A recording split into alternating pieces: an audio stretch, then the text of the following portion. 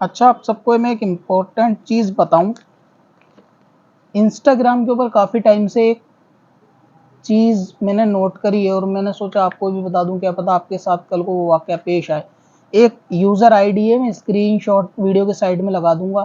तो उस user ID से मुझे तकरीबन 2 से 3 महीने हो गए मैसेज आते हुए, और उस मैसेज के अंदर बहुत ही लंबी पोस्ट होती है। मतलब अगर फ़ोन की डिस्प्ले पे देखा जाए तो आपको स्क्रॉल करना पड़ेगा, तकरीबन ऐसी पोस्ट वो इतनी बड़ी-बड़ी लिखता है, वरना फुल स्क्रीन तो रहेगी।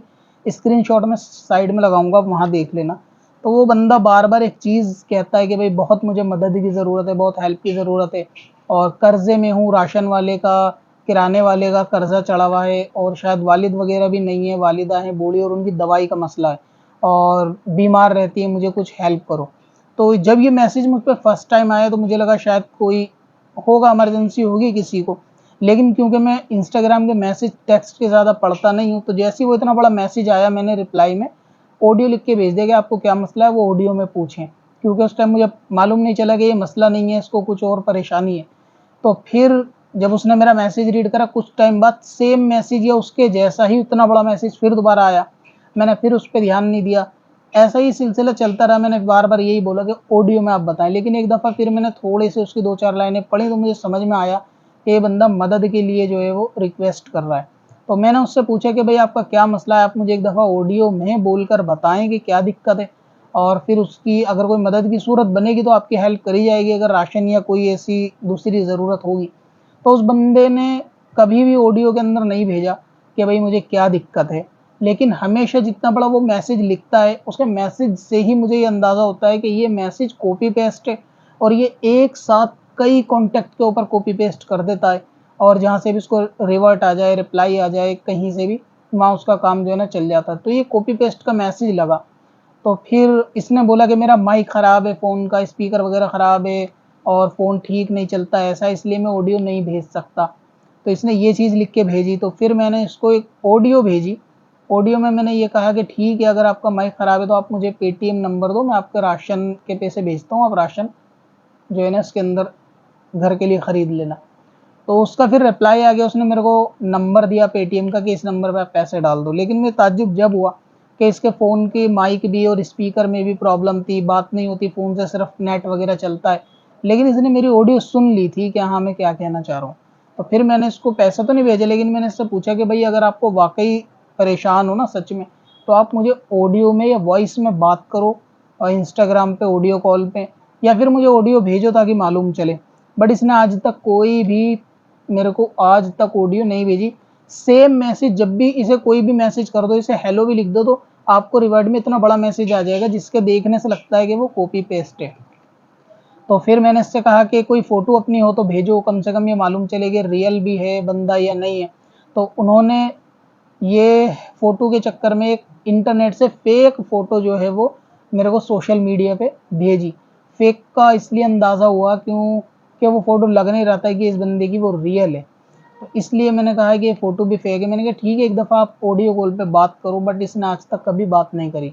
तो बताने का मकसद ये है कि सोशल मीडिया के ऊपर इस तरीके का फ्रॉड लोगों के साथ कि उनको हेल्प माँगने के चक्कर में ये लोग के हेल्प की ज़रूरत है, इनको मदद की ज़रूरत है और वाक़ई इनको मदद की ज़रूरत नहीं होती।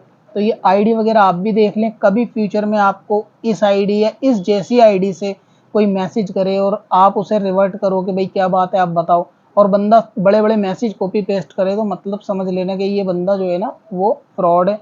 तो ऐसे लोगों से आप सावधान भी रहें और इनको जो है ना वो ब्लॉक भी कर दें।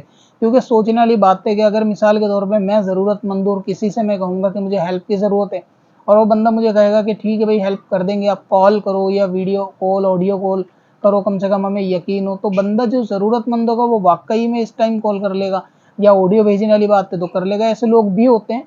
अगर किसी जैसे मस्जिद मदरसे के लिए लोग इमदाद के लिए बोलते हैं, अगर उनसे कहा जाए कि कोई प्रूफ दिखाओ मस्जिद का, तो वो लाइव वीडियो कॉल भी दिखा देते हैं मस्जिद बनते हुए, मदरसा बनते हुए, काम होते हुए। तो वहाँ पर यकीन होता है कि हाँ भाई काम चल रहा है, दीनी काम, ये बंदा ज़रूरतमंद है। या कोई ज़्यादा ज़रूरतमंद होता है तो लोग हॉस्पिटल के फ़ोटो तक भेज देते हैं कि भाई हॉस्पिटल में ये फ़लाँ हमारा एडमिट है और ये हम हैं और ऐसे-ऐसे है। तो ऐसे केस भी आते हैं जो लगते हैं कि फ़ेयर है। लेकिन ऐसे फ्रॉड लोगों से आप लोग सावधान रहें कि कभी भी इनकी ऐसी हेल्प ना करें, कि जो बंदा आपको आपकी बताई हुई इन्फॉर्मेशन देने से कतराए। अगर आप उससे ऑडियो कॉल बोलें तो वो करने को तैयार ना हो, वॉइस कॉल बोलें करने को तैयार ना हो, और हमेशा सवाल का जवाब ना दे बल्कि कॉपी पेस्ट वाले मैसेज चलाए। अगर उसे ये भी बोलो, कुछ भी आप उसको रिप्लाई बंदे को कर दोगे ना, वो कॉपी पेस्ट में हमेशा बड़ा बड़ा मैसेज लिखेगा। और इसने कई दफ़ा ऐसे मैसेज किए कि मतलब आज खाने का घर में बिल्कुल ख़त्म हो गया है, अब हम पे जहर खाने के भी पैसे नहीं है, आज सोच रहे थे हम और मेरी माँ जो है कि हम लोग मर जाएं, किराने वाले ने इतना वो कर दिया, अब खाने के पैसे ख़त्म हो गए, हमारा राशन भरवा दो।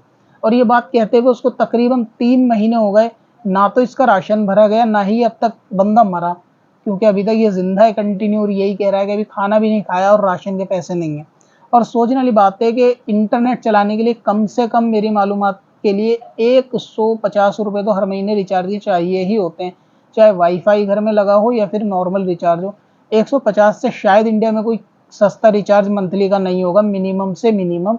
तो जिस बंदे पे महीने के रिचार्ज के लिए पैसे हैं लेकिन वो दवाई के बदले इंस्टाग्राम यूज़ करने पे पैसों को चला रहा है, अगर ऐसी सूरत वाकई होती तो बंदा सबसे पहले अपना मोबाइल बेच देगा। अगर एंड्रॉयड चला रहा है तो पहले घर की दवाई ज़रूरत हो सकती है, या जितने 3 महीने उसने ये हेल्प मांगने में इंस्टाग्राम पे मैसेज लिखने और कॉपी पेस्ट में लगा दिए, 3 महीने में किसी को आसानी से कोई भी कारोबार इतना मिल जाएगा इंडिया के अंदर के वो अपनी दाल रोटी या जिंदा कम से कम रह सके खाने लायक।